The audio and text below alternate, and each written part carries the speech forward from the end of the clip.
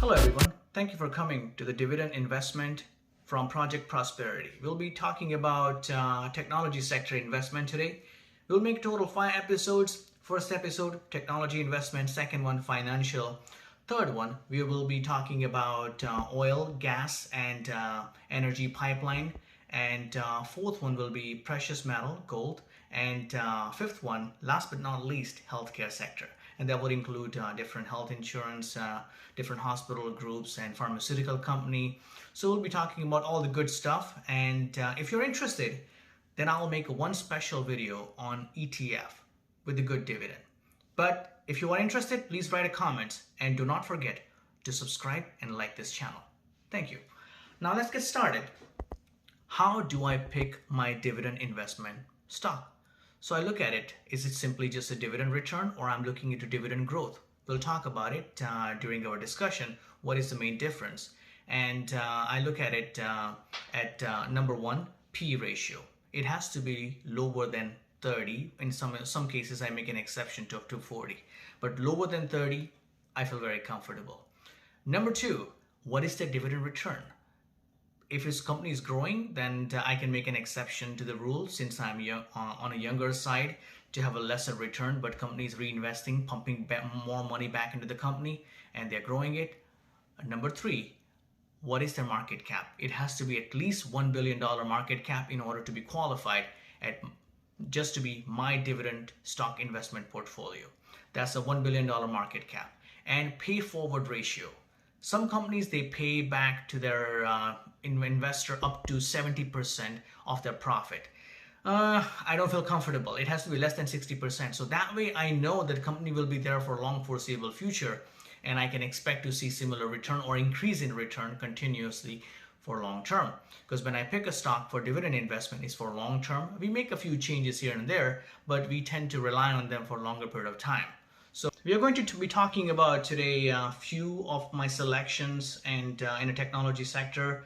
And so let's get started without any further delay. So the first one in my selection is Microsoft. Microsoft value in last 5 years has gone up by 294%. Definitely a good stock to invest. They give a 1.06% dividend yield. They get around $2.24 per year. So not bad, but their stock value expected to grow to $260 from around $215. So I would say this is a dividend growth investment where they are paying some dividend, but they're also growing at the same time. Their forward payout ratio is a 38.89, but not bad at all. And Dividend.com has given them rating 4.6 out of 5. And Dividend.com actually goes over 5 different sectors in rating any stocks for the dividend. It's relative strength, overall yield attractiveness, dividend reliability, dividend uptrend, and earning growth. So 5 different sections that they cover. And I would say that they have been continuously growing their dividend. So Microsoft is my number one pick. Number two, Apple. Apple has gone up by 334% in last 5 years. Again, this is a dividend growth investment. And they have 147,000 employees, 37.37 PE ratio, and market cap 2.07 trillion. Forget about billion. Who cares about billion, right? When we talk about Apple, it's $2.07 trillion. And they pay around 81 cents dividend per year. So not so high. It's a 0.69% dividend, but they're growing at rapid pace. And if you have not heard of Project Titan, please do the research. Project Titan, and that's about Apple making EV vehicle. So Apple also came up with their own processor, which is ridiculously fast, as I am using it one right now. Amazing. Their innovation is doing really good right now, and I do see bright future for Apple. So second pick, Apple. And then third pick is Intel. Intel's PE ratio, this is something of a really good investment opportunity, because 9.75 PE ratio, once again 9.75. Any company such as Intel has such a low ratio, I think is a perfect time to buy. Their dividend yield is a 2.65%, so definitely a good dividend yield. Their net worth is a $206 billion.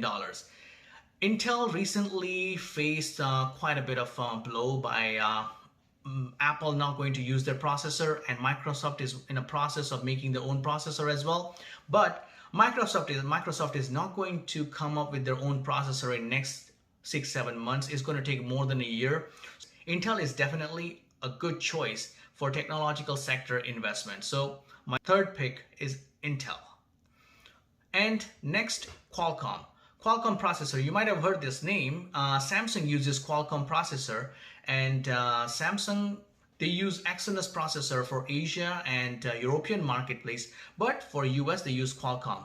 Much faster, more efficient in the battery power usage, really good processing power. So Qualcomm is going to be making their own phone in 2021. So they want to have vertical integration just like Apple. If you're good at something in a vertical integration, you will have better leverage point, better product, better outcome, and more control over the quality and execution of the product as well. So Qualcomm is in game, and I would say that definitely a good place to invest. 1.76% dividend, and PE ratio 31.89, market cap $165 billion. Qualcomm, guys. And if you have any question, please write down in the comment. I will go over the comment, each one of them, and try to answer any questions you may have. And they expect their share price to go up in next 1 year from $146 to up to $200. And I would say that it would go over $200 if their phone product launch goes successful and people actually like their product, because they have made their specific one processor which is super fast and they're going to be using for only their phones. Of course, everyone has a secret sauce, and Qualcomm has a special ace up their sleeve. And after that, Infosys. With the current COVID pandemic has changed the entire dynamic of how people work, how they operate, how the business is run. IT firms has gained a significant footprint in providing services and assistance. Infosys is no exception. They have 242,000 employees. They are out of India, but they have a huge footprint in North America and European market as well. Their market cap is $70 billion, 1.46% dividend. I have obtained return of up to 250% in last 1 year. So definitely a good place to invest money. Current value is a $16.58, and with the PE ratio 28.29 for tech sector, I would say definitely go for it. Good dividend, good return, and they're growing at rapid pace as well. So Infosys. Next one is IBM. They used to be a key player in the laptop industry long time ago. Now they are providing more into tech sector support services and IT related services being provided by IBM, and they're actually one of the leader in it right now. And their dividend is quite good. Their dividend is 5.17%, guys. Remember that.